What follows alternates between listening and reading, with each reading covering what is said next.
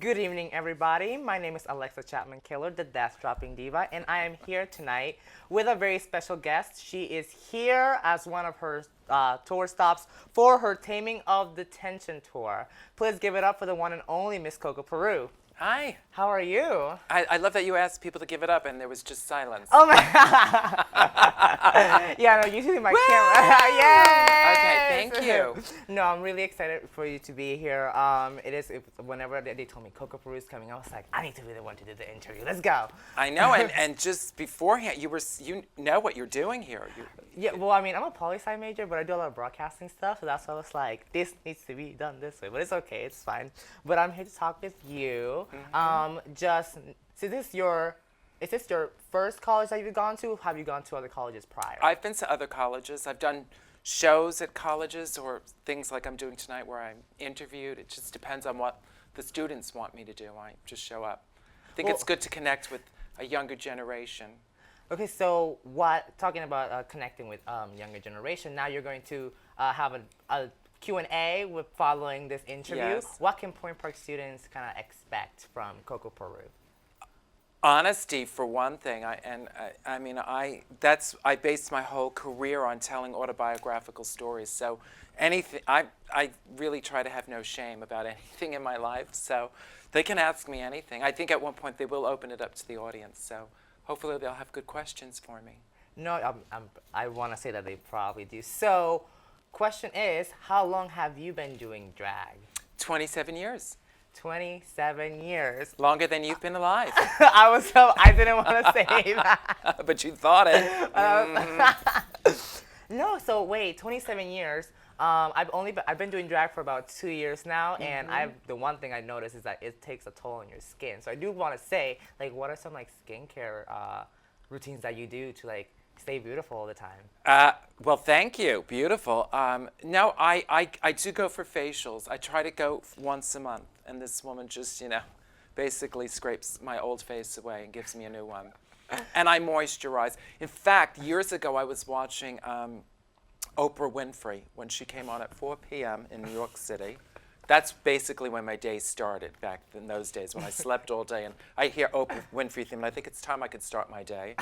And she had on this very beautiful older woman, and the woman Oprah asked the woman, how do you stay so young? What is your secret? And I think Oprah was expecting this really deep, intense secret. And the woman said, moisturize, moisturize, moisturize. And I took that woman's advice, so I do moisturize a lot. Lotion is key. Yes. Now, I also wanted to go with, I'm only been doing it for 2 years. You said you've been doing it for a lot longer than that. What would be some advice that you could give younger drag queens that are just starting off, or someone who wants to get into drag? It's not easy. I think it's gotten easier since I started in it. Back when I started, there was no internet.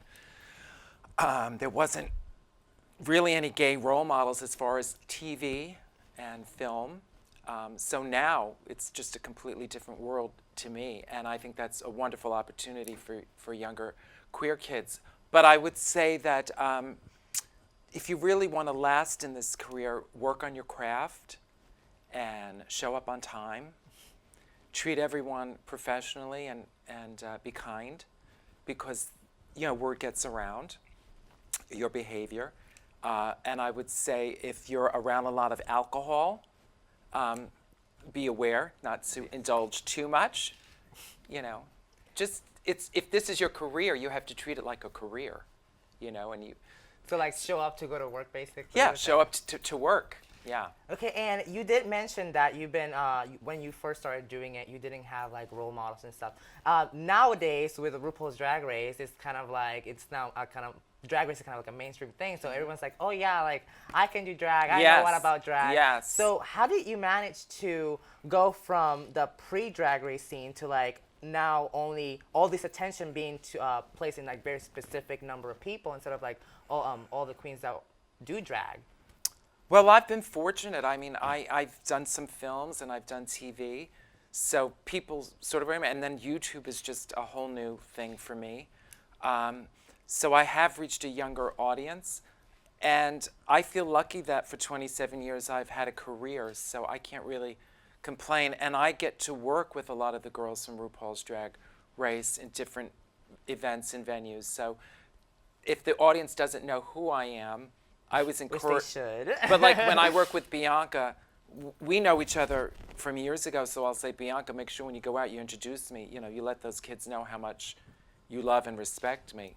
Because if Bianca approves of me, then the audience is ready to approve, you know? And then, of course, I go out there and I do my thing, and they love it. And so I've been lucky that I've sort of been not on RuPaul's Drag Race, but in the circles of all of those queens, and I love it. No, and I do want to say, as you were saying before, that you've still done TV and you've done shows. And I did remember seeing you in Dragula. I watched that. So, and then Oh, you God. also very recently appeared in Will and Grace. Yes. So how did that go? It was fun. I was terrified. Oh, why? Well, it just seems so big, and all the TV I'd done in the past was never in front of a studio audience. So this was my first time in front of a live studio audience. But I had a great time, and everyone on that cast is amazing and wonderful. Oh, well, I mean, it sounds like a very interesting. And the nice thing was that I didn't have to audition; it was written for me. They were I like, felt we like want a celebrity. we want Coco Peru, we shall get Coco Peru. Yeah. Very that. So now you did say that social media was a new thing for you. Last time I checked, you are doing really well on Instagram and YouTube. And Well, how I did that just go? mean from the beginning of my career, you know, when I started, I had to go out every night with postcards, and you also had to create a show that was so original and different, and you had to be good to get an audience in there in the first place, to get word of mouth, to get reviewed in the newspapers, and then you built an audience. And now, you know, you could just go on YouTube and present yourself to the world. I mean, back in the day, I used to go around the city late at night and spray paint on the sidewalk. I had a stencil made that said, Miss Coco Peru, she knows. And I would spray paint the city streets. And now I'm such a stickler. I hate when I see spray paint anywhere. And yeah, I used to, you know, anyway. And I think on some level I knew it was illegal, but I thought it was for a higher purpose. You know, my art, you know, it was different for me. But anyway, that's how I promoted myself.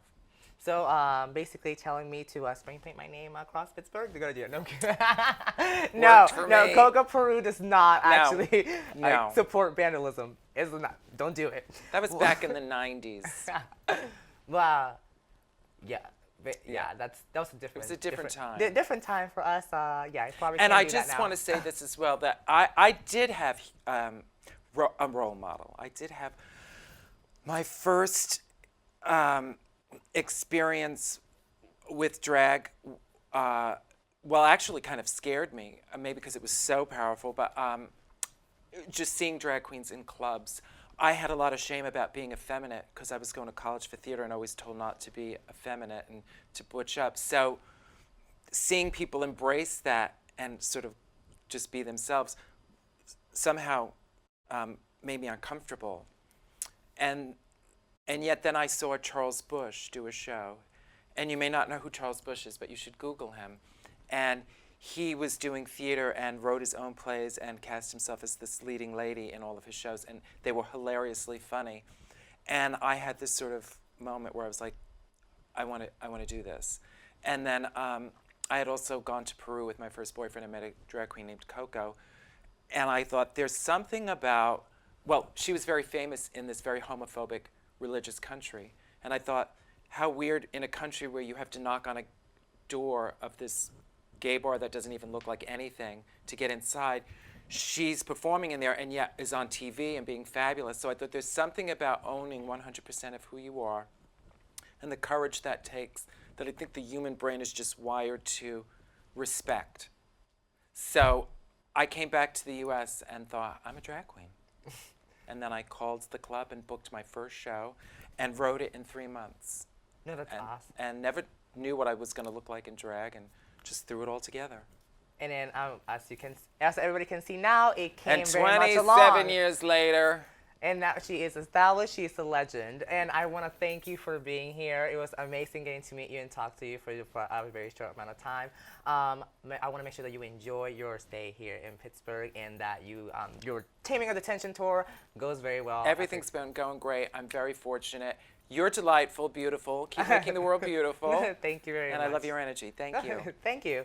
So now I want to make sure that everyone here knows that you can follow Miss Coco Peru on Instagram at Miss Coco Peru. Do you have Twitter as well, correct? I have Twitter, I have Facebook, and I have a wonderful website that's MissCocoPeru.com. So MissCocoPeru.com. So make sure to check her out. You should know who she is. Everybody should know who Miss Coco Peru is. Now, I want to thank our sponsors, the SAEM Club, for bringing Miss Coco Peru here, Title IX, and also the Center for Media Innovation for lending us this space to do this wonderful interview. Again, I want to thank you for being here, and I want to thank you all for watching. Now, have a good night.